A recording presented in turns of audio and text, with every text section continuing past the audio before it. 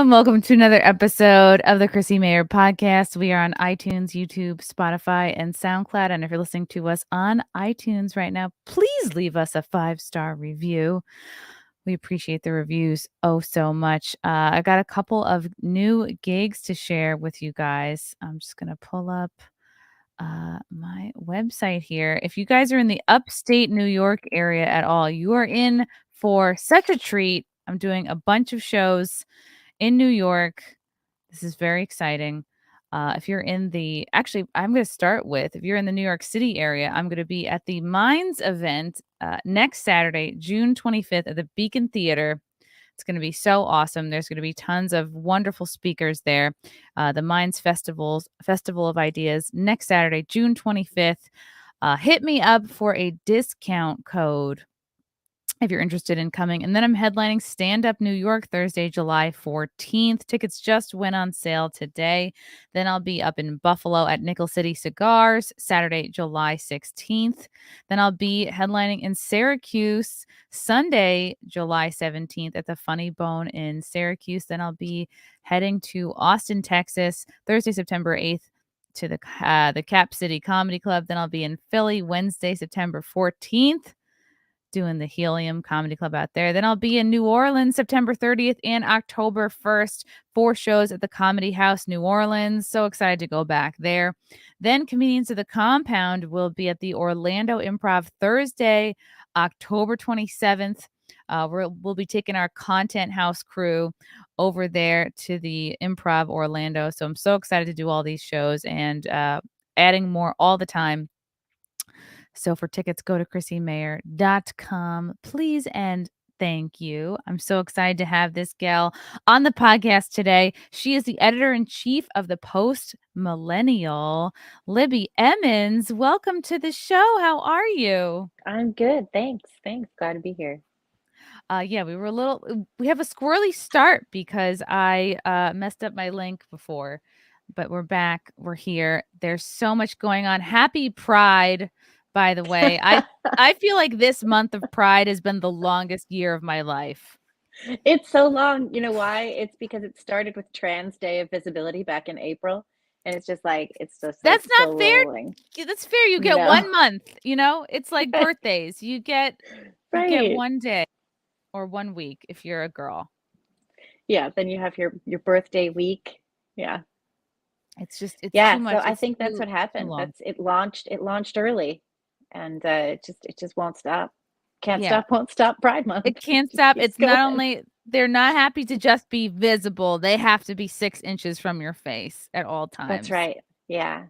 Yeah. And I know you probably know this better than I do, but it just seems lately, and from an outside perspective, to me, I feel like the Biden administration is truly obsessing about honestly the securing abortions and Hmm. the trans stuff. That to me, and it's scary because you ask the average American, they probably couldn't care less. It's like the first thing on their mind is probably not, what do I have to do to get an abortion, and the one kid in their town that might be trans or something.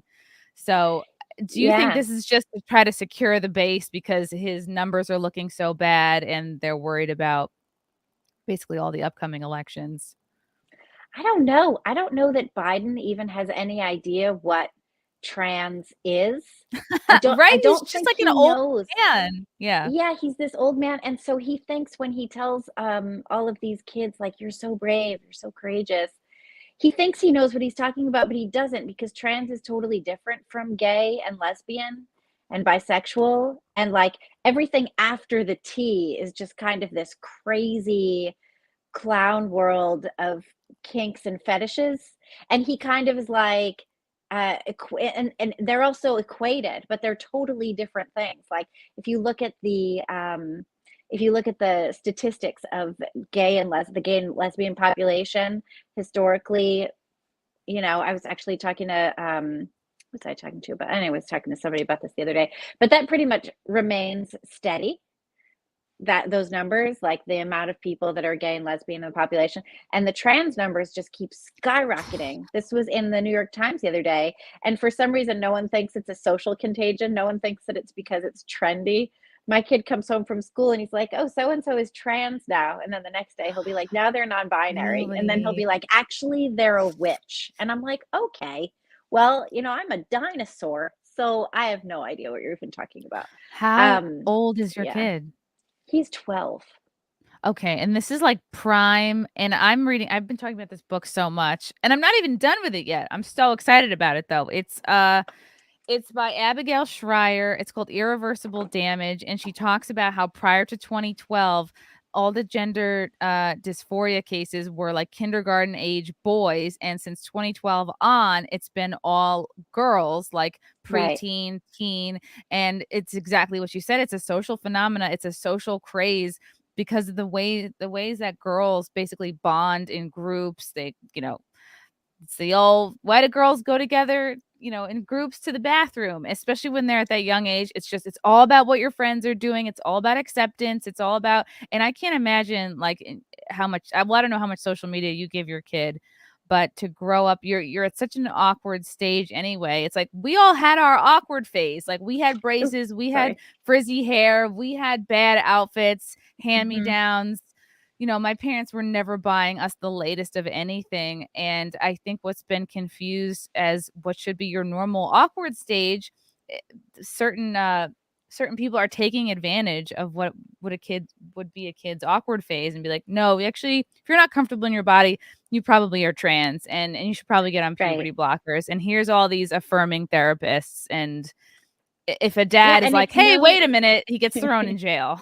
right, he gets thrown in jail, especially in Canada. But Mhm. yeah, there's this, and it's no coincidence, I think, that a lot of this is happening at the exact same age that we used to have rites of passage, religious rites of passage. At 13, you have bar mitzvah, you have a bat mitzvah. Right. At 13, in the Catholic Church, you would go through your confirmation. These are, I believe there's Maori tribes. It's about at 13. Native American tribes, like some of the rituals when you have to go out into the woods by yourself and then figure You out how to stand survive. on a stick for a Yeah, day or whatever they have right. them do. It's about when you're 13. So a lot of our cultural traditions have the acceptance of adulthood in terms of like, now I'm going to be an adult in this community, even though there's still stuff you have to do and whatever. About that same age, we no longer really have these kinds of rituals. We don't have coming of Wow. age types of things, but we do have coming out. We do have telling everyone what your sexuality is, telling everyone what your gender is. We have like this is a cultural phenomenon. And then what do you do when you're 13 and you decide that you're trans or you're non-binary or whatever else? You change your name, right? Mhm. Which when you Right, get you slough confirmed in off the what your Catholic Church, parents gave you, which right? is your You given get, name, yeah, your yeah. biological gender. Hmm. Oh, and it's You put the old clothes away, you get to take on new clothes, you get to become part of a new community, and it's all right at this rite of passage. So I think in a lot of ways that's what this is. I remember being that age. I went through my confirmation, but everything sucks when you're a 13-year-old girl. Like there's literally yes. nothing good about being alive when you're a 13-year-old girl. No. It's Yeah. so bad, I waited like I so remember, long for my yeah. boobs to come in, like, really college. I I remember, was like, pushing terrified of together it. my non-boobs, like, in the mirror, being like, "What's wrong with you?" I was terrified. I was like, "Oh my god, I'm gonna have some different body. I just wanna climb trees. I just wanna go ride my bike and not have anyone look at me ever," Yeah, and Like, I was that's such all a I tomboy. I loved diving. I was obsessed with it. It's like it was the area where I felt the most validation, and I was the best at that because I was like a math student. So I was so committed. And I think what you're saying before too is we've become so obsessed with like removing all traces of religion from our schools, from our society. It's like seen as this icky, old, crusty way of living when really it's like it can be in this is just an important thing that grounds you. You may right. grow up and grow out of your religion, or you may end up, who knows, when you marry somebody. And then I know so many girls like married a Jewish guy, they became Jewish. It's like it changes as you get Ivanka older. Trump. Sure. Yeah. Yeah, why not? Yeah, and so instead we've taken our spirituality away from the soul and away from religion, and we've put it in this weird backwards concept of gender. And so that's what you have now. You get to like uncover your internal gender and try and understand who you really are. But no one can tell you, like, whenever you hear anybody talking about, I felt on the inside like I was a girl, or I felt on the inside, and you're like, why? What does that feel like? What's that feeling? What did Right. you Isn't feel a that kinship question? with? What are you Yeah. even talking about? The Like, question what of does that it is feel like in to and of be a girl? itself. I have no idea. I don't Yeah. know. It like it What are operate the that girl things? Like, that it actually it's hypocritical because that like presupposes the binary that they're supposedly against. So what is yeah, girl think? What is a girl feeling? What is like, yes, oh, I wanted to play with dolls. Well, I thought dolls are cool with everybody. Like, oh, I like the color yellow. It's like it's yeah. maddening because most of It it is a is phase maddening. that will pass. And I was watching this doctor who does trans surgeries in India, and a lot of his clientele is from the West, right? Because they have way less regulations on what you're allowed to do in India. So he was Oh. talking about like, and he had this whole video for parents about how you can tell if your kid is trans. And one of them is if your little girl likes to ride bikes. And it's like, who doesn't like to ride? Bikes are amazing. I love Everyone my likes bike. bikes. Every bikes are great. You can go far, you can go fast. They are great. It's Yeah. literally a mode of transportation. Everyone likes a bike. It's usually like if they like a big long tassel. No, I'm just kidding. Like everyone likes a tassel. Oh man, I should that get is some tassels on my bike, and then I can be non-binary because I have tassels. I don't know. right. Is Or that yeah, how it works? That's how well, it or works, right? throw a basket on there.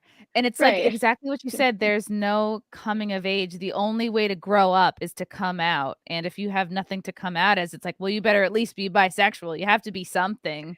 Right. Yeah, you better do something. Yeah, I was hearing about again, this is, gossip from my son's middle school, but there was a boy who became trans and then had a girlfriend and said he was a lesbian. And my son was like, "But he's straight, mom." And I was like, "Yeah, it sounds like he's straight." And he was like, "So he's just straight. Why is that bad?" And I was like, "It's not bad. It's just it's fine.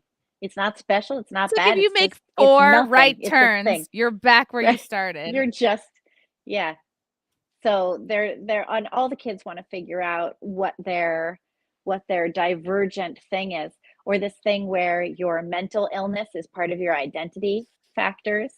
And this is something now that we're supposed to anyway. Yeah, it's all madness. I it was on the Trans Day of Visibility actually that President Biden went out and gave a little speech or released a video, whatever it was that he does on that big White House set that he has, telling Stall parents to house. Yeah. affirm their kids, affirm your kids. And all I could think to myself was he has no idea what that means or what he's asking parents to do. He doesn't know what it means.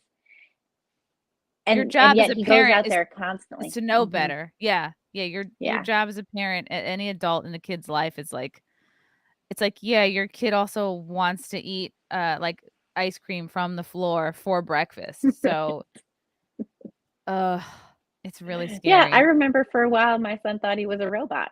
And I was like, okay, we're not gonna install antennas on your head. We're not gonna stuff you full of batteries. We're not doing any of You're that. not I'm gonna, not like, plugging yeah, you try in. to polish them up. I wanna pull No. up this article, because you posted it on your Twitter feed, and I was just so shocked.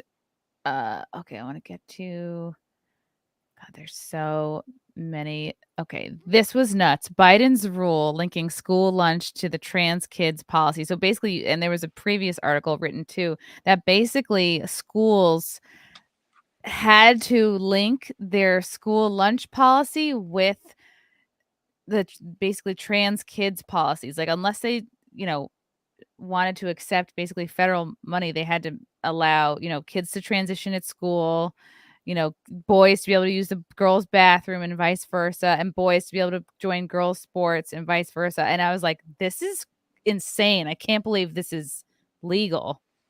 Yeah, this is well, these attorney generals from 26 states do not think that it is legal. This is the Department of Agriculture that does the free lunch programs and the reduced lunch programs across the country.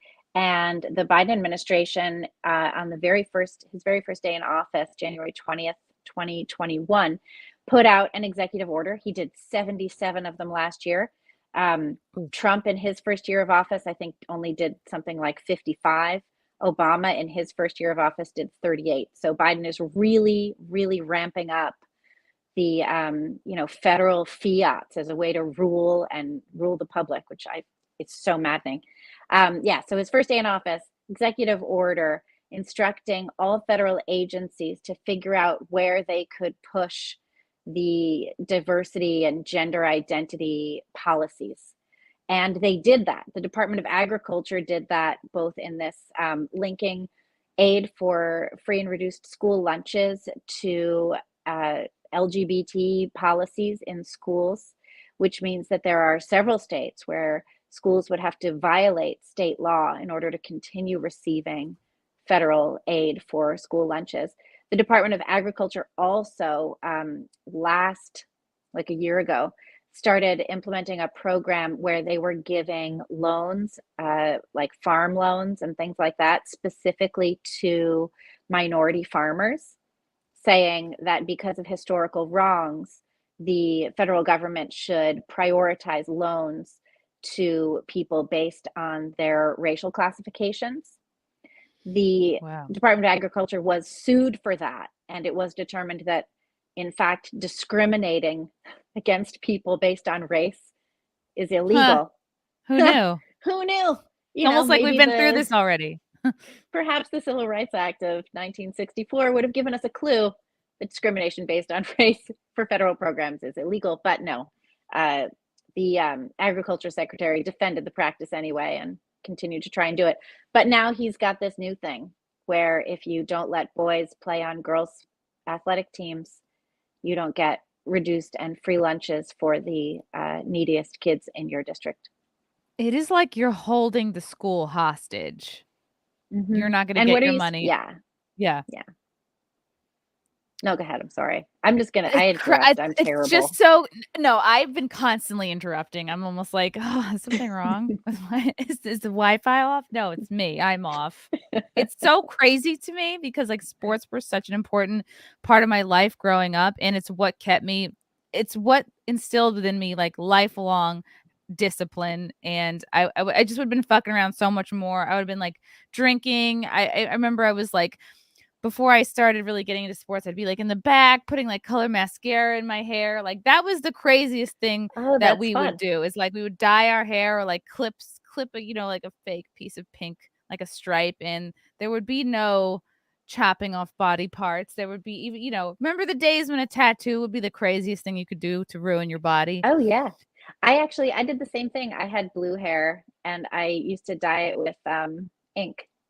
Manic Panic was big. I eventually graduated to the Manic Panic, but I started with like, a little container of ink for a fountain pen that I found in my mom's desk. Oh, wow. And I just would like pour it on resourcewful. On my head. Yeah, I was pretty sneaky. This Biden thing feels like it's like the school equivalent of like ESG, basically. Like corporations can kind of be held hostage. Like, well, if you care about your ESG score, you better push inclusiveness, diversity, whatever being green means for your company or your building. And now it's like it's happening with schools, and it's unbelievable that they were able to do this, link the lunches with pushing the trans agenda. Well, we see there's pushback from some of these AGs, and there's been some interesting attorney generals lately, like you have Ken Paxton in Texas, who said that parents who allow the medicalized gender transition of their children should be investigated for child abuse. That's so base. That's pretty fascinating. Yeah, it's really base. It's amazing. He was actually inspired by Libs of TikTok. Because no way. So Libs of TikTok posted this video showing showing like a teacher instructing kindergartners to be pride activists and do pride parade in the school, and Ken Paxton saw it and was like something, and so he started like really going hard on all that stuff. Pretty interesting. Do you think that's what's required? Because I think it seems like the way to be for the last 15 years is like, oh, just be nice, like don't be called a transphobe, don't be called, an ist or a phobe. So just kind of, it seems like we have to just go along with it all. And it seems like most companies are kind of too cowardly to push back. They're like, well, what's a rainbow logo here or there? And I was just like talking about this on my morning show that I think it was the North Face had this ad where it was a drag queen basically wearing a tent, but the whole of the tent was in the front by his crotch. And I was like, this is not okay. This does not make me want to buy camping North gear. Face. No, no, it's yeah, More it's like pretty interesting. I think Southern Face. I saw right, I saw this thing yesterday that was what was it? Oh, I was about to watch Biden sign his new executive order requiring everybody to be trans. And in the like little before the YouTube video starts and it's like you are waiting for Biden to say Right. things. It's like the normal picture of the White House like it always is when they do press briefings, which, you know, I end up watching like every day. And instead of just the White House on a blue background, sedate, calm, presidential, it was all these flags and like all the colors and the triangles and the whole thing. And I thought, trans, LGBT, this is not the counterculture anymore. This is like the oppression from the federal government. This is like the demand from the federal government. I think it's time we stop believing the lie that everything that is being pushed on us by corporations, by the federal government, and by so many of these out institutions and, you know, cultural centers, they are not the counterculture. They are the man. This is the establishment. And just like the establishment before it, it doesn't have our best interests at heart and it doesn't care at all for the rights of the American people. This must be some kind of, I mean, I hate using the word like psyop, but it used to be like uh younger kids or teens or whatever, even like people in their 20s or something. It's like the rebelling against your parents was almost kind of like organic. It made more sense. Like we think about the grunge period in the 90s, and now it's almost like, yeah, it's this top down. The establishment is telling you how to rebel. Your teachers are telling you how to rebel, Right. and they're twisting it around like, oh, they're making it seem like your parents who love you more than anybody, who want what's best. I mean, aside from like an abusive situation, who want what's best for you, who it's their job to keep you on track for your whole life. And it's like, but like our government and our teachers are kind of like helping our kids rebel against their own parents, and it just And seems embrace the like they've, government. yeah, it Yeah. seems like this has been studied and this is like very a specific move. It's very weird. It's like, don't trust your parents, kids. Trust big government institutions. We know what's best for you. There was actually a few cases in Florida, but one that I'm thinking of specifically where a family did not realize that their daughter had been socially transitioned at school into being a boy until the girl tried to kill herself in the bathroom at the school. I Oh believe my she tried to hang god. herself. So then parents were brought in. They discovered that their child had been um, socially transitioned without their knowledge, new name, the whole thing. And when the parents tried to dig into it, one of the things that they heard was that the school administrators thought that because the family was Catholic, they would have ostracized their child. And the father said, you completely misunderstand our faith. We love our children unconditionally, and you had no business socially transitioning my daughter against my will. So, or against even my knowledge, or against even my notification. Nothing. There was no information given. And that happened to another family as well. And when families go through this, I've had a lot of mostly moms reach out to me and say, hey, I want to let you know what's going on. I can't go public with this. I don't want to lose my child. I'm desperately trying to get my child back from this cult. And to just like be comfortable with who they are and just accept themselves without having to take drugs and you know, undergo surgeries in order to feel like who they really are, especially since we also see so many detransitioners. The high escalation means that a lot of the people who are going through this are not going to come out the other side well, right? We're seeing this. There was a thread the other day. Anyway, when you see what DeSantis did in Florida and what they're doing there to try and prevent some of this stuff, they didn't make up why. They didn't like come up with random straw man arguments and hypotheticals to say, oh, we don't like this, so let's make the change. They're looking at real parents. They're looking at real families and real kids and saying, we have to protect the integrity of the family. We have to protect parental rights, and we have to protect kids from what seem to be doctors who prey on you with their own compassion, So it's pretty interesting to see this go on.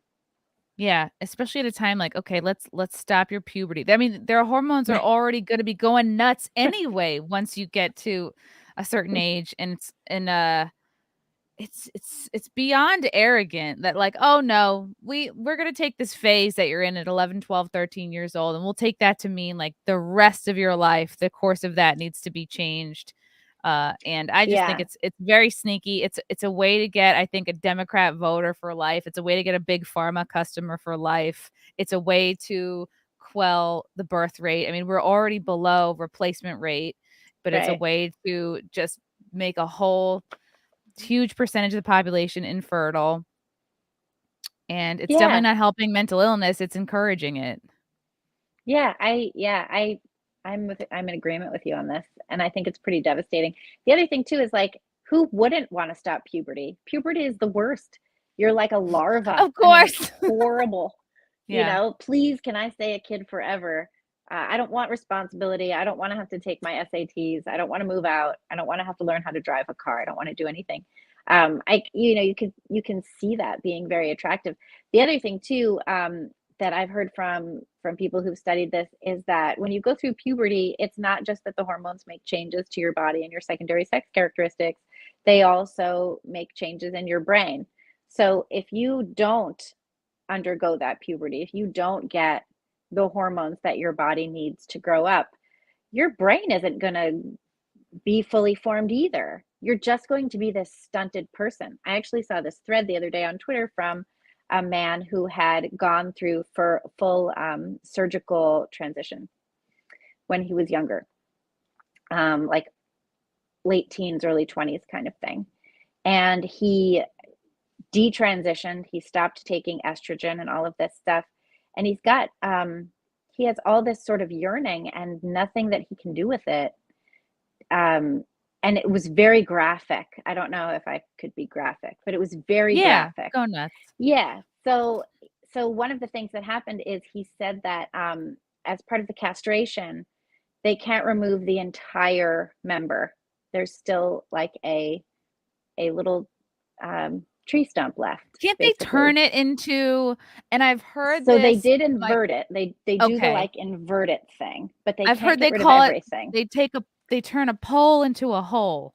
I've heard that. Right. It's called. But there's also a lot of issues with depth. So a lot of times these are not deep enough to actually permit it's for show. Sexual intercourse. Yeah, it's fashion. But he was saying that the little knob was still left, this piece under the skin. So now that he doesn't take estrogen, well, apparently it really doesn't feel good. He wakes up with morning wood, as he morning said, stump, basically, with nothing that he can do. He can't do anything. Man. Yeah, so we're dysfunctioning people. And I think that's sort of the biggest issue. And that's one of the biggest issues, I think, is that we're telling people that the fantasy is possible, and the fantasy is not possible. So whether or not you think a person is born in the wrong body, whether or not you think that a person may really desire to live as the opposite sex, that doesn't mean that it's fully possible to undergo these kinds of drastic surgeries and not have there be severe ramifications. And even if you're a man and you want to live as a woman, like you want to wear women's clothing, you want to appear that way, you want to accessorize and affect that way, I don't see why that means you have to like cut it off. Like plenty of people are doing that. Yeah. I don't think you need to cut it off. I don't know why you'd want to do that. Or for women who do it, and what happens to get like a phalloplasty is they take chunks of your body from somewhere else, like your arm, and you can see these arms that never work right again. Like for example, they wouldn't do it if you're right-handed. They wouldn't do it to your right arm because you lose intent. You lose a lot of function. Jacks up that arm too. It's not just like a skin graft. I mean, and especially if you're a girl, right? Like look at your arm. You don't have a lot going on there in your forearm. There's not I don't have enough for a dick here. Are you kidding me? There's like no dick on my on my arm. I don't have There's dick not, space here. A no. guy's So they, forearm, maybe. He maybe, wouldn't need it. yeah, but like he doesn't need it. He has already So got it. yeah, so it's a little screwed up that we think it's possible and that we're not giving people the adequate information that they need to make this decision, the decision, because it's like, hey, by the way, if you go through this, you're never going to have satisfying sexual relations ever. Just Yeah, even as a man. throwing it out there, just saying. Yeah. You're not, and that's one of the things too is children who start with the puberty blockers and then go into cross-sex hormones without developing their bodies never have orgasms ever, never in their whole life, never have an orgasm in their lives. I know for a lot of women, like it takes a while, okay, but like never is that's a long time to be alive without one of the few real pleasures God has granted us. So like, all right, it takes 45 minutes. All right, you got to take a bath first. You got to make sure your bills are paid first. But never, it's like you're trading in some like temporary, momentary body insecurity, social insecurity for basically your whole adult life. You've taken yourself out of the game for sexual pleasure, for reproduction. Probably it can't help a relationship. I mean, like people are visual creatures. If you've got messed up looking also junk. What about intimacy? Like if you think about intimacy and if you're in a relationship and you have these kinds of physical relationships with people or with a person for your whole life in a monogamous relationship, like how do you attain that level of intimacy if the other person wants something that you cannot possibly provide? I don't know. It seems, but it's so glamorized. It seems short-sighted. It seems short-sighted. And so to have the president telling parents that they need to affirm their kids, telling the parents, like, kill your grandchildren so that your child can feel better about not having to be a grown-up. That's not the plan. If you were to ask Joe Biden what a two-spirit is, he probably couldn't even answer. He'd be like, it's whatever it's Elizabeth Canadian, Warren right? is. Yeah. Yeah. Ask my good pal Justin Trudeau. Oh God. Got a couple super chat questions from what's up, Adam Coleman? Two awesome ladies. Get ready for SNM story hour next. What? I don't know what that is, Adam. But hi. Hi, Young Fei Chang. Who knew all those Desi guys asking for Bob's and Vagine on Facebook just wanted to offer us affordable reassignment surgeries all along? Oh my God, I can give you a Bob's and Vagine. Matthew Hammond. I have to say, we are all grateful for Chrissy's boobs in their associated Twitter account. Yeah, I have a. I saw. Okay. It's not my proudest. These are all really from NVIDIA. These are all really good points, but have you considered just trusting the science? True. Oh, yeah. Well, that's always Fauci has COVID. So he has it. He trusted it. Trust that science. Yeah, I think we should all trust that. How many shots has he had? Like 17? I'm not all entirely of them. sure. Unless they're all full of shit and none of them are getting it. Well, in Canada, I think it was Theresa Tam, who's like the main doctor. She's like the sort of Fauci. They're talking about changing the rules of what it means to be fully vaccinated so that now there's no shot number. It's just, are you up to date with your shots? Right, because they're going to be embarrassed with whatever number they have to get up to. They're going to trust the science. Just get them all. Wow. It's like, look, my grandparents didn't like eat dirt for years. I mean, I'm sure they were eating dirt to build up their immunity.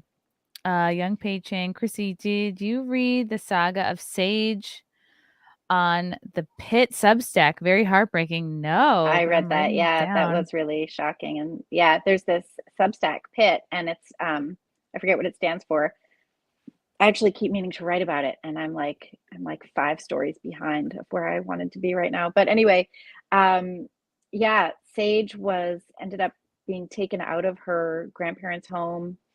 It was like a whole social transition thing, and is now like a ward of the state or something. It's all very tragic. It's actually worth checking out. Yeah, like I read it a couple of weeks ago. Forcibly orphaned or something like that. Yeah, because the grandparents who were raising the child, because the original parents weren't capable, the grandparents were raising her, and were not super on board with the medicalized transition. And so the child was taken away in order to be that's what they put want, I on think. non-FDA approved drugs for treatment of what clearly are lots of abandonment and parenting issues. Yeah, that's what they want to do. They want to take advantage of the vulnerable population, like the parents that may not be super involved. And they could be like, "Oh, come with us.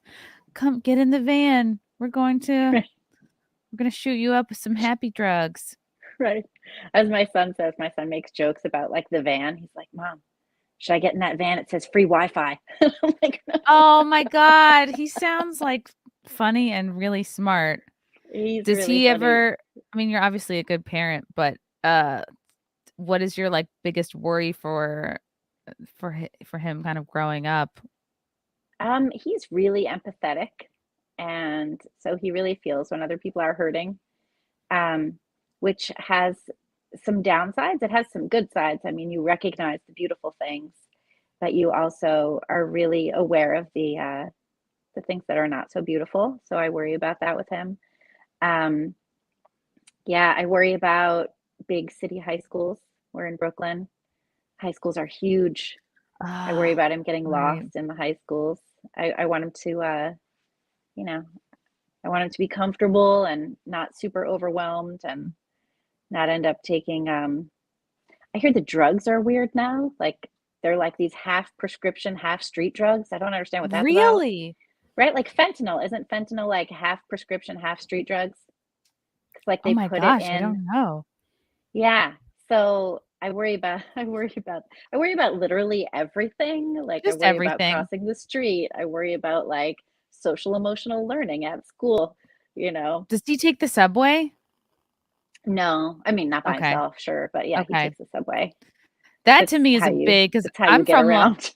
I'm from Long Island. I didn't take the subway till I was in a college internship, like coming into the city back and Oh, forth a couple days a week, and it was so intimidating to me. But when I see these like teenagers riding the subway by themselves, I'm like, all right, you're already adults. You've already figured it out.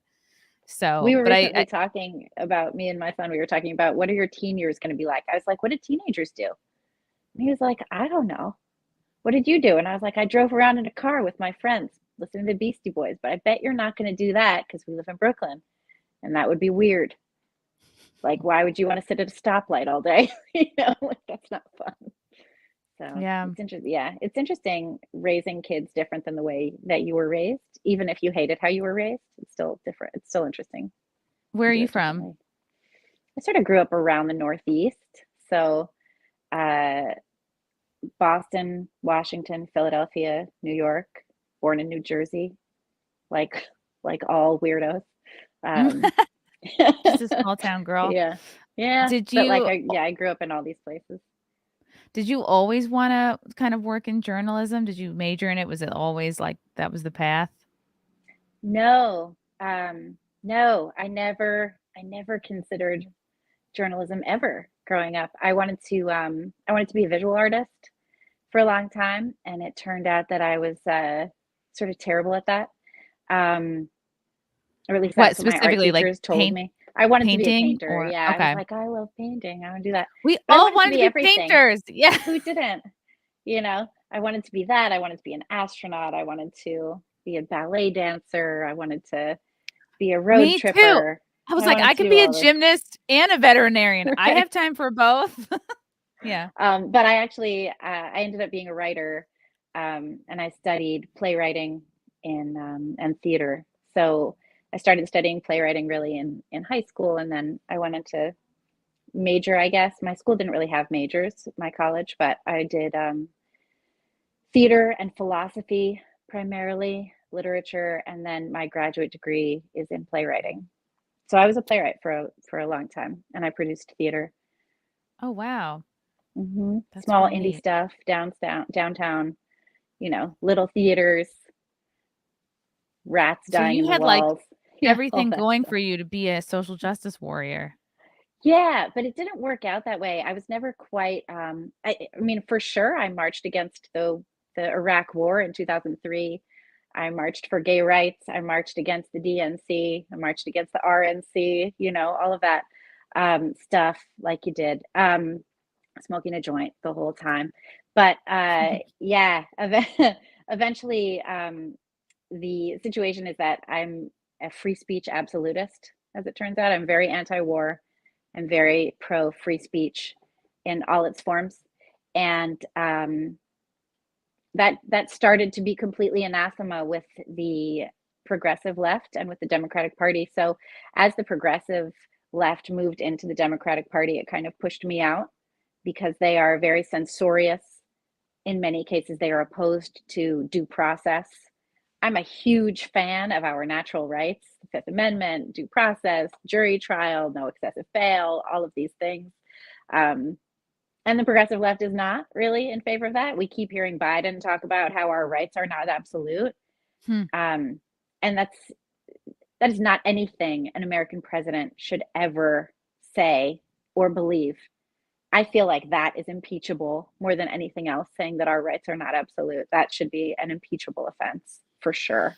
So that's sort of how that's how I landed here. And then I was very opposed to trans ideology, which I felt fully reinforced, as you were saying, that reinforces the gender binary and tells you it's liberating it. You know, everything they say they're doing is the opposite of what they're actually doing. So yeah, it ended up not being a great match for me and the New York indie downtown theater community anymore. And I started doing a lot more nonfiction writing. And so how did you get with the post millennial? That's sort of interesting. I had written for Quillette, which is Claire Lehman's publication from Australia. Hearing about this. Okay. It's like I'm hearing about it a lot just this week. So oh yeah. So she was great. Her publication was really fascinating. It's still very fascinating. She's a very interesting woman.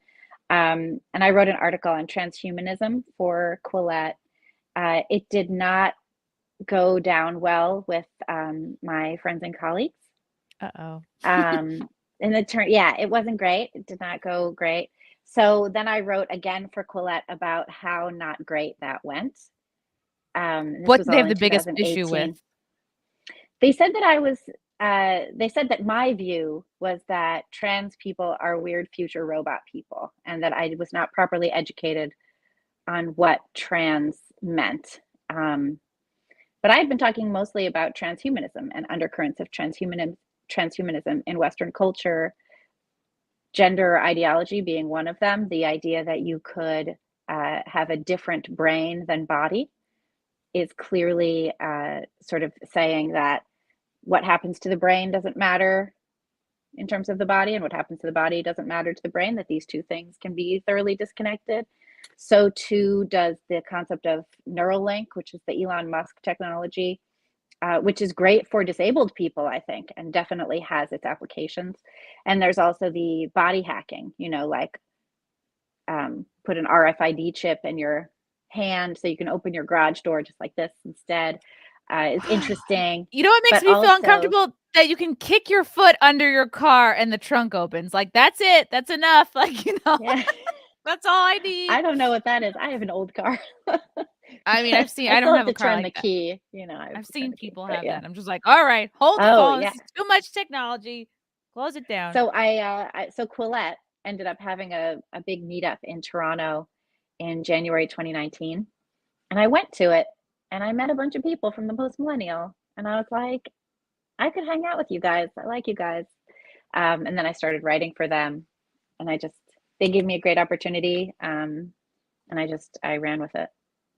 Wow, that's really cool. Yeah. When I think about transhumanism, of course, it's like related to like trans people, of course, but I think of more like when you see an article come out like, we don't need women to have babies anymore. You can grow a baby in a little pod. It's like separating the human race from their humanity, basically. Yeah, it's the manufacture of motherless orphans. And this is what we're looking for in our future. What kind of human being has not only no known mother, but no mother at all?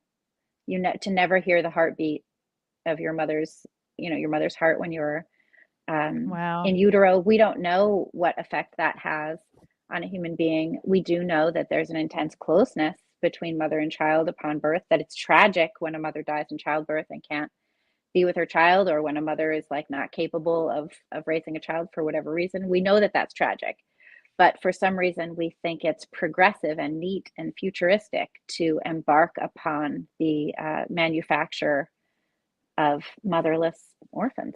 Yeah, I it think is it's a literally real tragedy. Brave Yeah, of course it's Brave Brave New New World. Yeah, World. of You know course. what it is? And it's glamorized by these people who maybe they have a bad relationship with a parent and they are averse to forming, like they're having a hard time forming an adult relationship, like settling down, Hmm. finding a boyfriend, girlfriend, husband, wife. And so that sort of a thing is very attractive to them because, for whatever reason, like you haven't been able to connect with a person.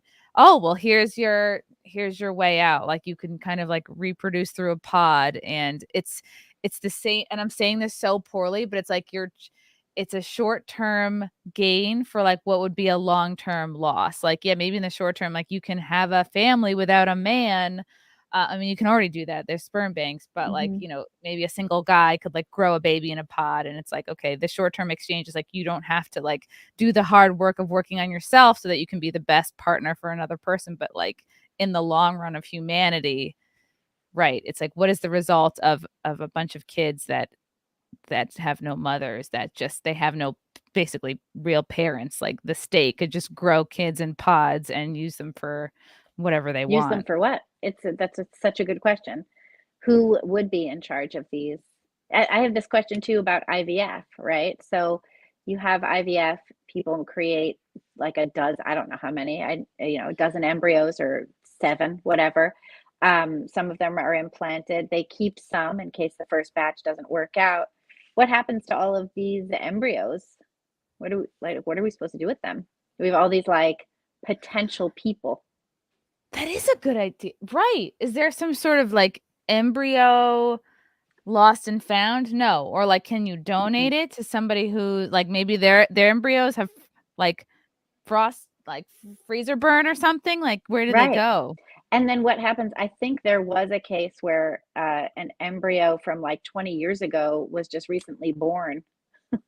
Like, how old is that person? And what is that like? Whoa. Like, what's that about? Like, you were conceived 20 years ago and you only now exist. So bizarre. There's so many weird things that we're doing with human reproduction. And on the one hand, it's kind of fascinating and amazing. And on the other hand, it's a complete terrifying hellscape. Yeah, it is very Yeah. scary. Yeah. And among the things that Biden is obsessing about the trans thing, he's also, I think, obsessing about the abortion thing. Hmm. Biden may declare a public health emergency to secure abortion rights as Roe decision looms. And I don't know if this is well, this came out today. Hmm. It just Yeah, seems Hannah like, Nightingale wrote this. She's our American news editor, and she took a stab at this one today. ooh, okay. Yeah, and it seems like your typical, 79-year-old man is not going to be like obsessed with abortion, but basically like he's kind of like a puppet at this point, and they're just, Hmm. to me, this screams just desperation. They riled up the base with oh, you're not going to be able to get your precious abortions anymore, and just have a whole nother summer of love, cause as much Right. mayhem as possible. And a big part of the issue with this for me is that when Biden or his whoever's running the government doesn't get their way, they resort to this idea that they can just rule by executive fiat from the Oval Office. And this is not how our federal government is set up. This is not what the American people expect of our leaders, because these are leaders. They serve at our pleasure. We are not here to be governed by them. They are here to protect and defend our natural rights. That's their job. And instead, Biden thinks his job is to direct the morality of the country in this very bizarre, immoral way that actually has nothing to do with his, stated religion, and to Right. rule He's by supposed to this be Catholic. executive. He's supposed to be a Catholic, and to rule by this executive order, these executive orders. He's done more executive orders than Trump, and everyone thought Trump was crazy. On the Democratic side, anyway. So, here he is doing all of this, telling everybody how they have to do things. He can't get things passed through Congress, and then he just does them on his own. Now, if the people of the United States had come together and actually wanted legalized federal abortion, they would have been able to get that by making that an issue that they voted for people on, right? Like making that a top voting issue. It is not a top voting issue for so many people, and Congress cannot pass it. They recently What tried what would have been the to pass this process thing. like for making that an Well, they issue? would have had to make a law, right?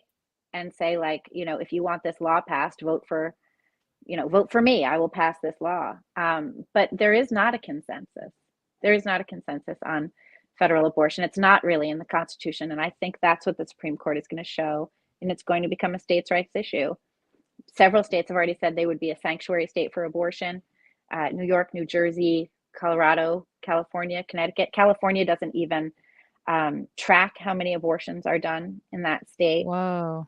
Yeah, I think in 2021, I'm pretty sure this is right, but I could be off by a year or so. I think it was something like 863,000 abortions in the US, and that does not include California and a couple of other states that don't track it. Florida was number 3. New York was Florida up was there number too. 3. Interesting. With like, I think 73,000, but I might be getting my dates wrong. But yeah, at one point in the past 3 years, Florida was number 3. New York was like at 78,000 as well, something like that. Ooh, I went to it was like a pro-abortion rally. Was it might have been, yeah, after the leak. It was like here in Westchester, and that was something that the woman running it was very concerned about, that our abortion clinics here in New York would be overrun with people surging in from nearby states who, I guess couldn't get their abortion. And it's like it's so weird to me because it's these women that are so passionate about this are always like older than birthing age. It seems that they're always like 45 and up. And it's a Yeah, lot of old women that don't have hobbies that end up at these things with and a signs. lot, a lot of them don't have kids too. Probably, I'm making that up. Yeah. I don't really know. That's I think a totally lot of them don't. fabrication. Yeah. Just judging on like people I know, But yeah, Right. If it's this was like a interesting. cat abortion rally, would they still be there? Probably not. Right. But we also have our unelected tyrannical governor who has said that we would be a sanctuary state. She signed like a whole package the other day, making it so that anyone can get their abortions here. The law that Schumer and Pelosi tried to push through Congress actually would have legalized abortion for all 9 months of a pregnancy. That's fucking crazy. Yeah. What? Oh, Yeah, God. And of exactly. course that's cool. And once you learn about what they do with these baby parts and how profitable they are, I'm not like Right, there was quite that whole sure thing. That was who crazy wants them. too. Yeah, The like selling of the parts is wild. Yeah. for like But also tests and like the stuff. idea Yeah. that I'm it's all like so many of these things that the administration is pushing. Once you dig under the surface and you try and figure out what the reality is, as opposed to the fancy rhetorical flourishes, you realize that they are not. These are not pro-human policies. They're not pro-American policies, and they basically just devalue our rights and our lives in the U.S. I think. And people use the argument of like, well, they don't mention abortion in the Constitution. It's like, well, babies, I'm sure even back then were being born that like were kind of fucked up. And it's like you look at the Spartan era, like they would just kick them off a cliff if there's something wrong. So it's like I'm sure the idea of a baby being born that wasn't all right and like what do we do with it was around even back then. Oh, sure, sure. And abortion isn't a new concept, but I do think that the way that it's being pushed now is definitely makes it a dangerous one because uh, certainly the idea used to be that it would be safe, legal, and rare, um, and now they're just going for safe and legal. But Hmm. it doesn't matter if it's rare. There's not a lot of conversation about, hey, you can be a mom. It's okay. You can do this. You can accept this responsibility. It won't ruin your life. And having kids doesn't have to ruin your life. I mean, it's just a crazy idea that people think it does. It's definitely been pushed on, I think, our generation of women. Like you are somehow like, yeah, your whole life is over. You're not going to have time for yourself ever again. And what's the point of, having kids? Like, your parents paid for all this schooling for you. It's like considered giving Right. up. It's considered the easy way out. It's Right. less respectable. Yeah, your parents bought could have bought you a house, but instead they bought you a degree that now you can't use for anything at all. That's so sad. It's Oh my totally God. crazy. It's To think, ridiculous. yeah, Ridiculous my sums of money on that. to think, oh my God, if my parents could have just bought me a house in 2005, like I currently don't even have a house. So it's like I could have been in a house this whole time and I would I have think ended up about on that YouTube too. anyway. Damn it. It would have been and it'd be so nice to have a house. And Like how that much would would be it be so worth cool. right now? It'd be amazing. A You'd probably house have a bought. nice like low interest rate mortgage. You could just live there forever. Put in a pool maybe. It'd be great. This is not okay. I'm so sad. I'm Yeah. so sad about my house that doesn't exist. Chris Me Litch, too. Libby, what have been some of the highlights and lowlights of your career so far? Also, you are a prettier version of Drew Barrymore. Oh my goodness, that's very sweet. I love Drew Barrymore. Because I'm the right age to love Drew Barrymore. Yeah, I love her in The Wedding Singer. she Highlights and was cute in that. lowlights. I've had a good time the past couple years. It's really intensive editing and writing every day, trying to track what's interesting, trying to make sure you don't miss stories, all of these things. It's been pretty interesting. I've enjoyed traveling. I really like my staff a lot. Like all the people that work at Post Millennial are amazing people, really dedicated, interesting, laid back, easy to work with, smart people, talented. So I love that. Yeah. It's a I like Canadian. doing shows. I like doing Okay. podcasts and stuff. I think that's fun. Anyway, that's all. That's really everything. Yeah. This podcast right now is a low light. Yeah. But No, it's no. it's a Canadian news source. Like, but Yeah. you have is there a New York office, or is everyone just remote? We have no office. We were founded in Canada. We were founded in Quebec, and we have those are our roots. We embrace them, and it's great to be able to cover what's going on in Canada. I think we don't get enough of that here, but we actually recently were acquired by Human Events, which is a legacy Oh, cool. publication here in the US that primarily does opinion columns and things like that. They're a fascinating publication. They were one of the biggest claims to fame is that they were Ronald Reagan's favorite. So we have Ooh. teamed up. Yeah, so we've teamed up with Human Events. We're sort of sister publications now. Jack Posobiec is at Human Events. Charlie Kirk is at Human Events. Celine Ryan is at Human Events. And so we're working together all the time, sharing stories and sharing ideas. And that's really great. So now we're essentially a US publication that has a lot of reporters in Canada and covers Canadian news as well. And we're entirely remote, which is a little wild. It'd be cool if we had an office, but I'm in my office, and this is my apartment. So Yeah, it would be so yeah, good. It is nice to have. I've had so many day jobs. Like sometimes you do get wrapped up in like, oh, does everyone like me? Like was I not invited to happy hour? There's like fun office drama sometimes, but yeah, if you don't have that at all, I can see how you would miss hmm it. It's yeah, kind of yeah. interesting that it's a Canadian, like it started out as Canadian, because I think about the Daily Mail, which I think is a UK based publication, and I feel like sometimes they offer a spin on the US news that we don't see at all. Like I think they'll sometimes report on things we won't hear about, but they're a little more I think honest. that's right. I always check them out in the morning. I'm always like, huh, what does the Daily Mail have that we don't have? But I love that And the what they Daily Mail they have is have. like hundreds and hundreds and hundreds of reporters or something. They're everywhere. It's Yeah, amazing. they have Yeah. a whole tab on Meghan Markle, a whole tab on like what's going on with the Queen. I'm like, oh yeah, right, the royals, right? I forgot that we have to care about that. And Yeah. they have a tab called female, which is funny because to me it's like it's Right? Isn't news that for funny? women. It's all in With the pink and it's like little high heel. it's Yeah. gardening, it's the royal family, it's a section on dresses. I'm like, this is great. This is easy reading here. From Right. push-ups, just got my tickets to the Minds event. See you there. Yay. Awesome. That'll be Yeah, fun. Libby, I am so excited for this event. Your panel, let me bring it up here. You will be speaking on the satire and disinformation panel. Where is the line? Zuby will be moderating. He'll be on with Seth Dillon. I think he's the Babylon Bee CEO. He's Babylon Bee. I'm going to say his name wrong. I think it's Majid Nawaz. Majid. Who had I think it's Majid. Okay, I really should learn these pronunciations. He had a great Rogan episode. He's fascinating. Yeah, he's so interesting. That was a great episode.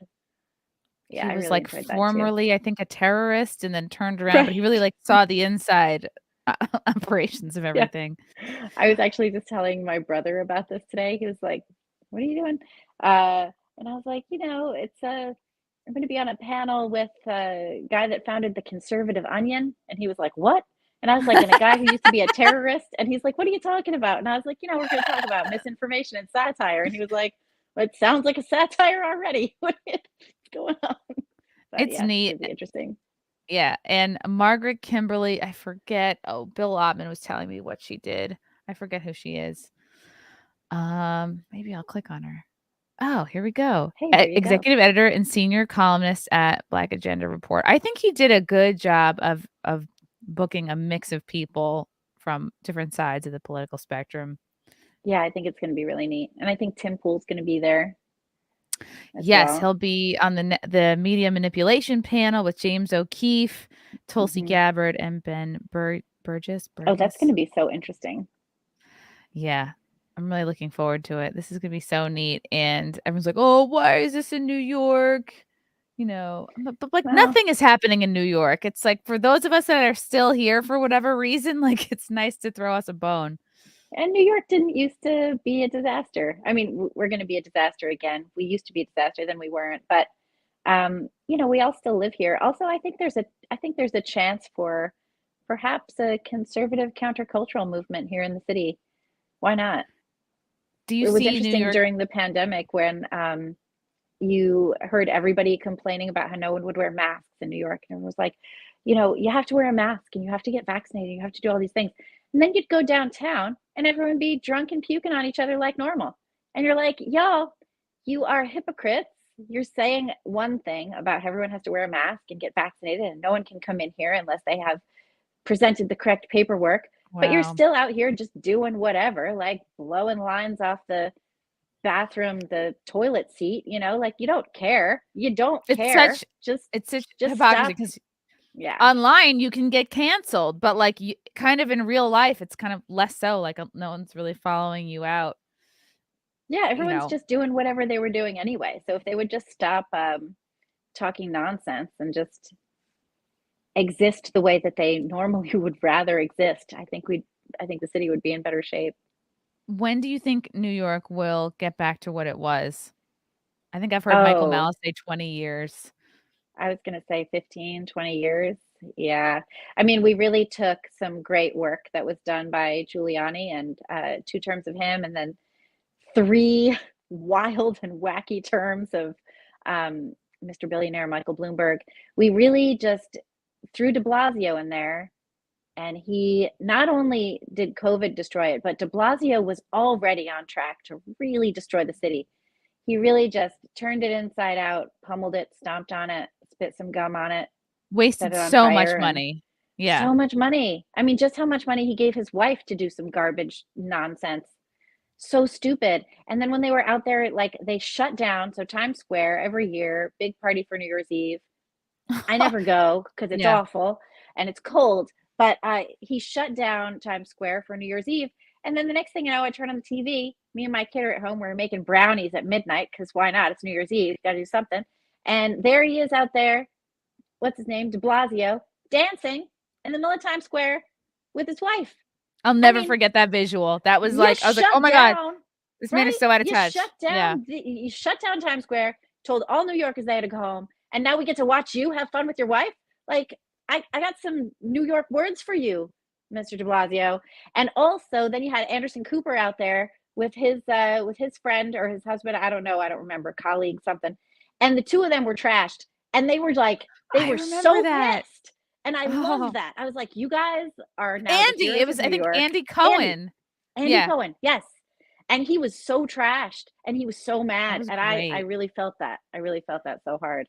He As had I'm like a sitting there real moment. putting brownies on the, yeah, it was It so was I have to pull that infuriating. up. Andy Cohen, Anderson He was Cooper, going out there Ramsey. dancing. Like, no one wants to see you dancing with your wife. You know what I mean? No. Like, go home. Go home. You told us all to go. I was so, I'm still mad, obviously, about this fool who thought he could run the city and ran it into the ground. And now we got this guy who's like, oh, everyone eat vegan. Yeah, Shut no. up. Eric Like, Adams just likes being a famous person. yes, he likes being a famous person. Yeah. Let's see. Tell us something. Here it is. Watching Mayor de Blasio Don't go on a rant. do his He already knows. victory lap dance after 4 years of the crappiest term as the mayor of New York. The only thing that Democrats and Republicans can agree on That was this is year, what a yeah. horrible mayor he has been. Wow. So I feel like he's supposed to push him off this Stop. scaffolding thing. So good. what So do you good. do? I mean, It's a new year. Because guess what? I have a feeling Speaking of I'm which- going to be standing right here next year. And you know what I'm not going to be looking at? Dancing as the city comes apart. You. I could watch that every day. Oh, it's so good. Oh, I love that. I was like, love that. wow, a moment of realness. Great. That was He's a great. real That should person. have gotten an Emmy. He should have got an Emmy for that. Yeah. Instead Absolutely. of Andrew Cuomo getting an Emmy for his random Girl. philosophical randomlings. Like, come Girl, on. I need to, after we're done recording, I have stories for you about that. Oh, I want to hear it. I want to hear all about Yeah. it. Holy effing F. I have a couple Mhm. more super chats. Or Isabella Live. Great guest. Yes, Oh, she thanks. is great. Young Pei Chang, a group calling itself Jane's Revenge is firebombing pregnancy centers that provide aid to disadvantaged moms. So much for the formula shortage. Yeah, that's Well, we won't need a formula shortage if we just kill all our babies, right? Then true. And if Yeah, you chop off no your kids. tits, there you go. right, then you definitely well then you're going to need the formula eventually, That's- perhaps. Right. Unless you that's cut out true. the rest of it too. But yeah, this Jane's Revenge group is really fascinating. They released a statement saying essentially your 30 days of peace and mercy are up and we're now going to come for you and watch us be really violent. So that's going to be an interesting summer. Talk about That's summer of rage. You already have the Women's disgusting. March has been for like a month now sending out emails about how it's going to be the summer of rage. What are Yeah, you going that's to get great. 10,000 people to hang out in front of the Brooklyn Museum wearing all white? Just like Yeah, last can year. you be a little bit more clever? It's like we've seen like the blood on the crotch, we've seen the Oh, it's hangers. nasty. You Ugh. don't want to look. Yeah. It's like, okay, these ladies are not trying to get dates. Yeah, Biden must call out domestic No. terrorism attacks by pro-abortion group Jane's Revenge. I guess Jane's Addiction was taken. Right. Well, also the Janes apparently were a group, I think it was in Chicago in the 70s, maybe 60s and 70s. Yeah, 60s and 70s. And they would provide they were like an underground abortion facilitating group that would help women get illegal abortions. And a few of them were arrested and charged, but then Roe v. Wade was passed and the charges were dropped. Oh wow. Yeah, really interesting. There's a documentary coming out, I think on HBO called The Janes about this group, and I'm pretty sure it was made by someone whose mom was in the group. It's called The Jane. Yeah, I think it's called The Janes, not like the Jane Hotel, but like Janes. the I have been Janes, there. yeah. It's like Jane lovely. Hotel? I haven't been to very many Oh, like fancy places, but it's so nice. The ballroom is so great. Like if there's a great place to sit and have a cocktail in New York, it's that ballroom. It's wonderful. Yeah, it feels a little bit like a speakeasy, like the bar area. Yeah, it's It's nice. good times. It is nice. I They haven't been there in attacked.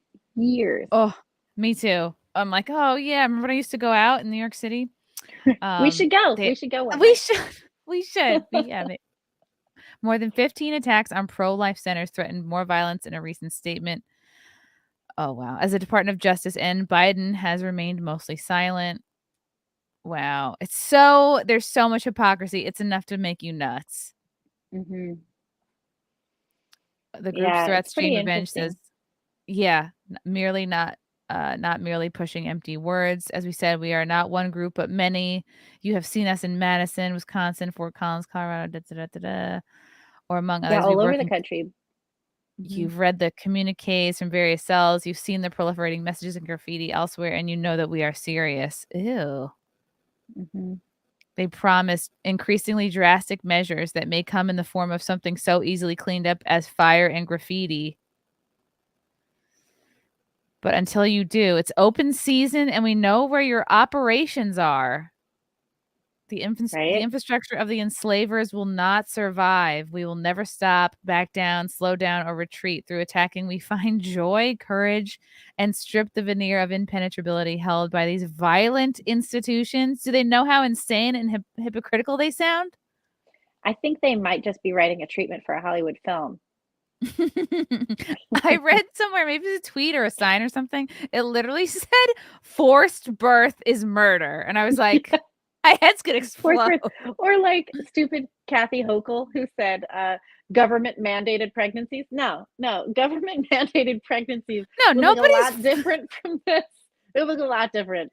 Yeah, you're the one drinking too much at happy hour. You're the one passing out in a basement. Nobody's forcing anyone to have sex with you. Right. Or even just like whatever your random Tinder date and you're like, whatever, just do it. Yeah. It's like, I don't know. But yeah, it's pretty ridiculous. But what I think is interesting too about Jane's Revenge is that they are a leaderless movement. And we saw this with Black Lives Matter. We see it with Antifa, and it's sort of, and we saw it with like the Arab Spring. And it's the way that an activist movement can be now because of social media. You can all come together online. You don't have to know anybody's name. You don't have to say anything. You just read the messages. You understand the directives. You agree with the mission, and you get on board. Patrisse Cullors, who was one of the co-founders of Black Lives Matter, and is now, I think, not part of it because there was like a whole scandal with a lot of money and things like that. But Patrisse Cullors said that it's a leaderless movement, meaning that when you take one individual away, another one can just spring in its place. It's a hydra, right? When you cut off one head, another one emerges, fully formed, ready to go. And that's what these movements can be now. It's not like, the Weather Underground, for example, or any of these where once you grab the ringleaders, you've got the whole thing. There are no ringleaders, really. Anyone can be a ringleader for anything. And if you look at the Jane's Revenge statement, they say, all you need to do to be part of us is to take an action. Just jump in and take an action. That's a very Antifa, BLM, Arab Spring way to be, right? You just jump chuck in. A Molotov cocktail you just and become run away. Part of it. Yeah, now you're an activist. Now you're part of it. Show up at a protest, make a friend. Now the two of you can go do whatever, Asheville, North Carolina, who knows? But it is so fascinating, I think, this concept of the leaderless movement and what that looks like. It is that thing where you can be water, you can just flow into anywhere. You don't need to be told what to do. All you need to do is grab the mission, understand the goal, and go for it. And it's very appealing to the people that want to remain anonymous, who are afraid of getting canceled or maybe getting to their job. And it also makes it very easy for maybe a special interest person or group or someone with a lot of money to infiltrate, put a lot of money into a certain like protest or drop off materials or whatever. Like they can definitely have influence because there's no chain of command to check in with first. Can I just say something? Yes. Well, I had a Coke here, a Coke with some ice in it. Okay. And did it melt? While we were doing this podcast, somehow my son came over here and stole it. Wow, how sneaky. I have some water, but I'm looking over here for my Coke. It's gone. Maybe it's his way of telling you drink too much soda. He quietly replaced it with water. It's the first soda I had in like a month. It's just like, oh, wow, how sneaky and quiet of him. So sneaky, really sneaky and quiet. I was wondering what he was doing over here. I didn't want to be like, hi, but yeah, pretty funny. It's just gone. That's so I'm glad cute. He left my water. Charles Hurst, thanks for super chat. Hi, thank you for all you do.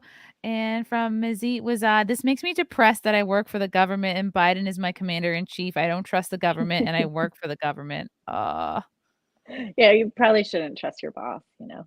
It's like, Yeah. gotta be careful with that. I've never had a Limits it. boss that I've liked, that I've been like, "Oh, great." Really? Um, I like my okay, boss maybe now. one. I liked my Maybe last one. boss too.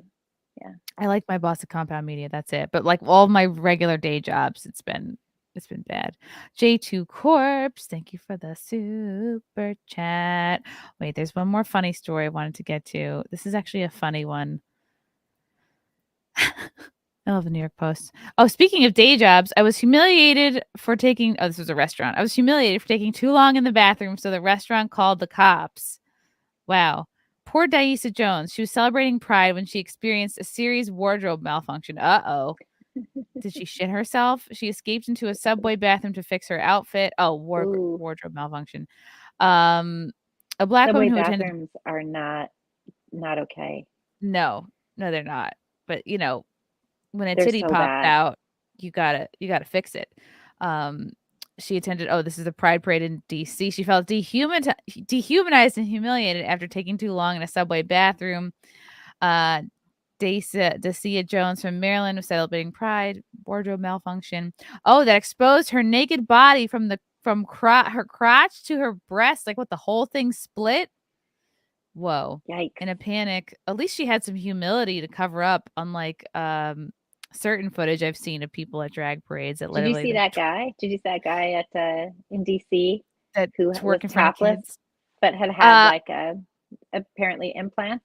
I kind of, not that I know this guy, but I know of him because I used to host a show at the Stonewall Inn in New York City for 6 years, and I was like, "Oh yeah, that's Queen Amore." Like he was always around, like twerking at Pride. Like I just would see this guy around for years, and then I saw Savannah Hernandez's footage of him like just like twerking. He's always running with like luggage or a speaker or like Yeah, why does a he have boombox. luggage? But now he has boobs, and I'm like, I missed something. Like when did the boobs happen? Right. And It seems and weird. he's Like got a nursing once job you, too, like a regular like his Instagram, like he's in scrubs, he's at his nursing job. I'm like, holy fuck. yeah, I think like once you've got the implants and stuff, don't you have to cover up like all the other like women tend to? Like if I wander around out in the street topless, I guess it's not really an issue in New York. People do that. It's weird when people do it, but they do it.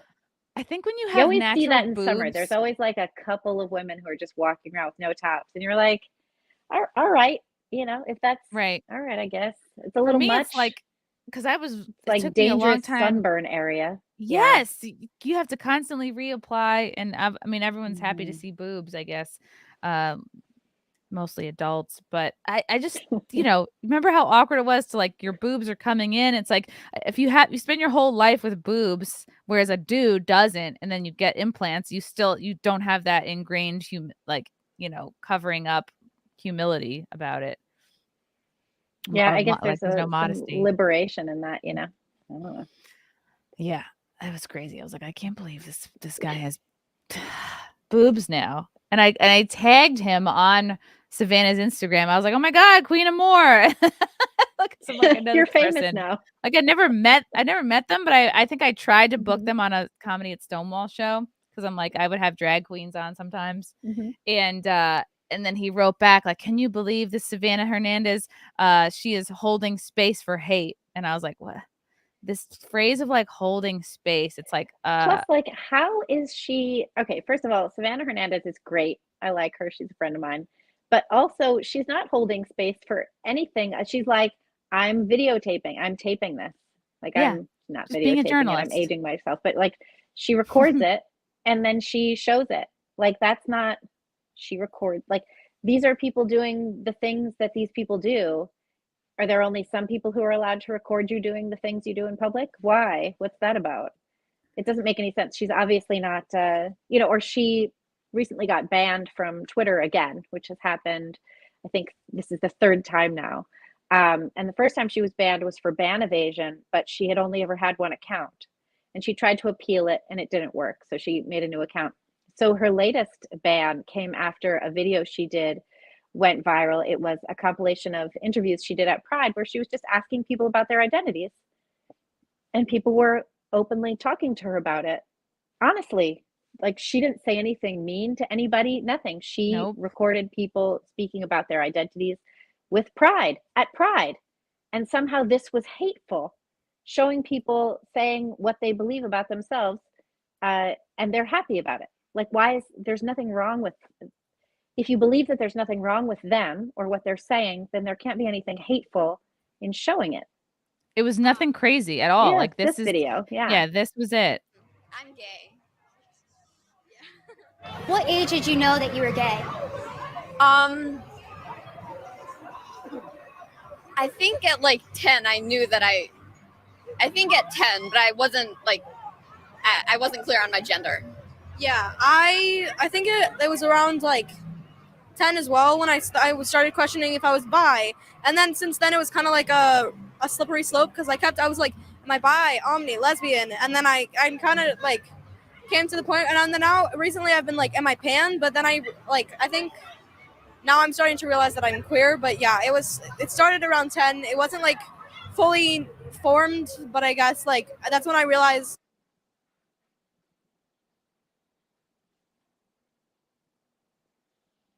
Wait, that's a possibility? Yeah. I am genderqueer, transmasc, and queer. What's transmasc? Transmasc is like people under the non-binary umbrella identifying like or presenting masc. Masculine? Yeah. What about you? I'm trans and my sexuality is unlabeled. I use he, him pronouns. Yeah, and I use they pronouns. Tell us what you guys identify as. We're asking everyone here today. Gay, cis, what is it? Cisgender male. There we go. I don't know. Gender neutral or gender fluid. I think that's what they said. I don't know. I'm confused. Do you identify as gender fluid? I don't know. Pronouns. She, her, it. I feel like honestly, it should not be a bad thing. Like I've talked to people who go with they and them. I'm like, well, in the grammar of things, how would you want to represent yourself? Like, what is so bad about what she's doing? She's just asking Nothing. people questions.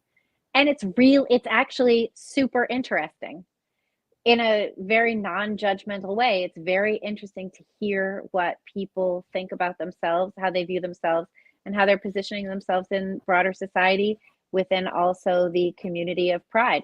I find it fascinating. Like, I could watch Savannah interview these people all day, and just hear what they have to say about themselves. She has My a nice takeaway is, yeah. She has a really good way about her. Like, and I've seen Savannah be combative and be more like, if she's very passionate about a point, like she can argue well and she can debate pretty well. And but she was very neutral here. Mm-hmm. Yeah, she was just honestly asking questions. I was like, and people were honestly happy to answer. Like, you're yeah. it. You're the it. Like it's just, yeah, no, it's not like she's chasing somebody down. Answer my question. It's like they're happy to talk about that it. name and she just be owned. Gay. Yes. Yes, I love. She identify as he, she, her. Oh. They. She. Pronouns are he, him. Sometimes use they. I don't give a shit. I guess you could call me gay. I'm homo-flexible, really. I do like some women, but mostly men. He's like, I like you.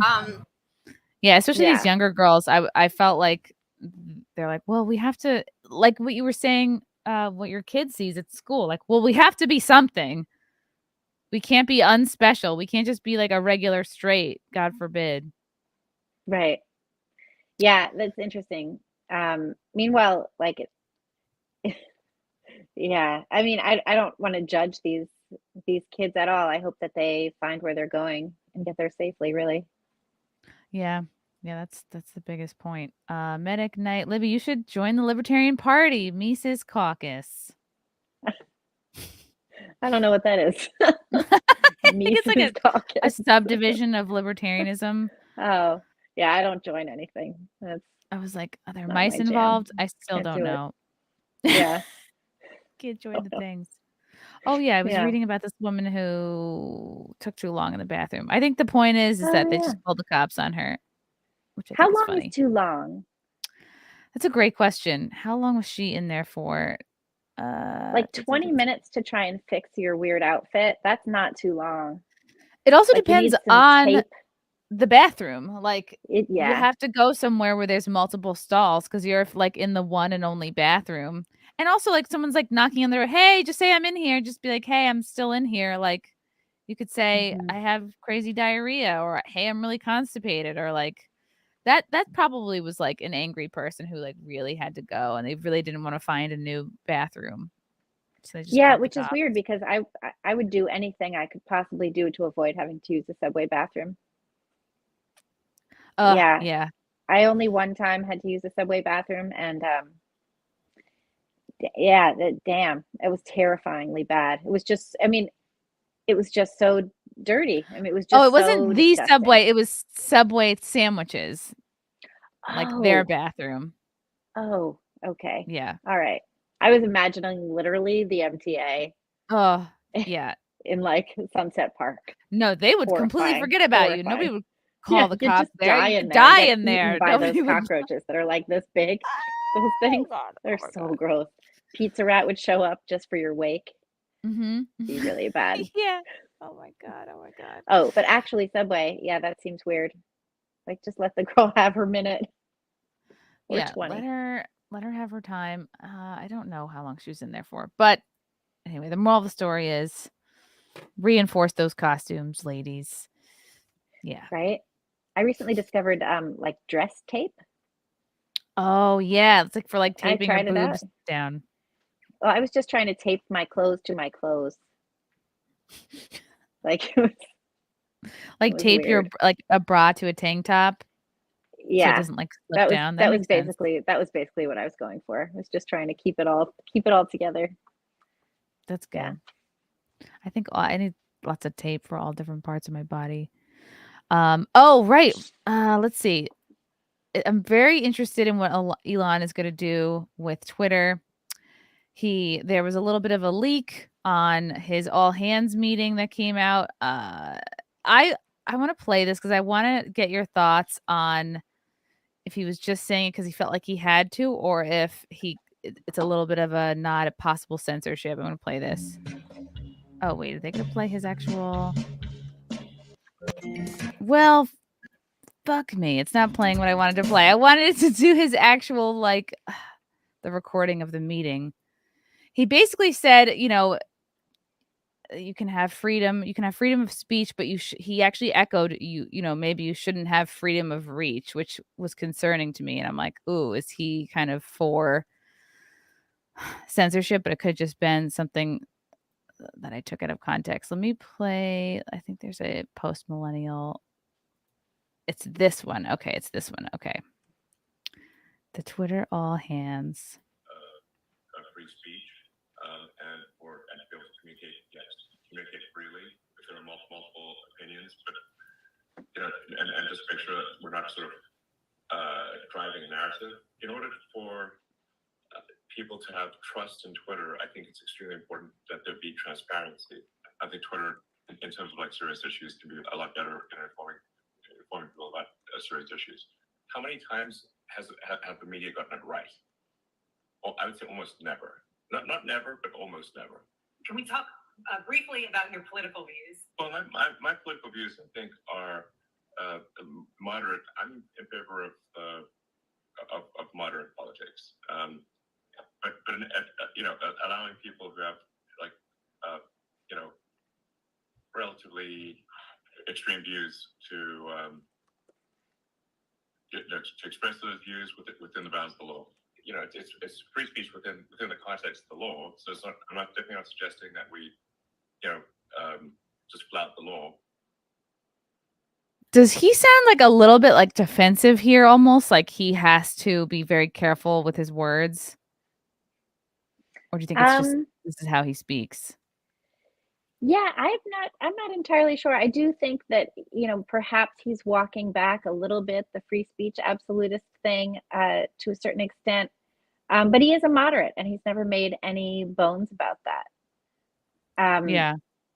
Yeah, I think that a lot of what he's said so far has been dead on about the need for there to be more transparency in the algorithms at Twitter, and more or less censorship by the random online Twitter people who make all the decisions, it has been pretty egregious over the years. Like the Babylon Bee getting suspended for saying that Rachel Levine is Man of the Year. Wow. You know, and they got suspended for that. Or Megan Murphy, I think in 2018, got suspended for saying, yeah, that's him, when referring to Jessica Yaniv, who had been harassing Megan quite extensively. And she posted about it, but didn't say who it was. And then somebody posted, I think what happened is somebody posted, like, is it this person? And she said, yeah, that's him. Wow. Yeah. Okay, let me see what else he says here. Will get shut down in that case. And I think there's also there's freedom of speech and freedom of reach. So I think people should be allowed to say, you know, pretty outrageous things that are within the bounds of the law, but then they don't, you know, it doesn't get amplified. It doesn't get, you know, a ton of reach. Isn't that what we're trying to fix? Is the algorithm is like the squelching of, you know, wrong opinions? I hated to hear that. Yeah, I also think he has said on occasion that people should get to choose their algorithm or choose to have no algorithm as well. And I think that would still be interesting. And, you know, perhaps he's saying that outrageous things don't necessarily need to get boosted by the algorithm. But I do respect that he's essentially saying that people shouldn't be banned for saying them or prevented from speaking on the platform for saying them. And I do think that that's really important. Yeah. Sure. And I think an important goal for Twitter would be to try to include as much of the country, as much of the world as possible. So the things that I've said about Twitter, I think need to happen in order for it to be, you know, to really go to the next level. I mean, I think like the potential is there for Twitter. All right, that was pretty much all I wanted to hear. Yeah, they were giving him shit for being 10 minutes late. They said like, oh,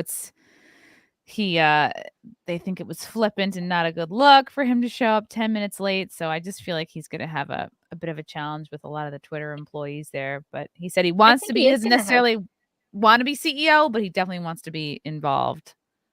I think he is going to have a lot of trouble with the Twits employees. I'm sure of it. The Twits. Whatever. I'm sure he is going to have trouble. And I think that speaks to a certain extent to a blind allegiance to progressive ideology that we've seen at the platform. It actually speaks well of Twitter employees that this video got leaked. I'm glad it did. I'm glad Project Veritas get in there and got it leaked. I'm glad Libs of TikTok the other day ended up with leaked messages about how people were trying to block her on the platform. Perhaps there is a contingent at Twitter that is ready to see this whole charade come to an end and allow free speech on the platform. That would be great. I mean, they must be there, right? Because this stuff is getting leaked out. It's either be okay with it or you have to, like, you know, basically eat yourself, like turn it into a witch hunt. Like, who's the leaker? And then that becomes your focus rather than doing your job. Yeah, exactly. It's crazy.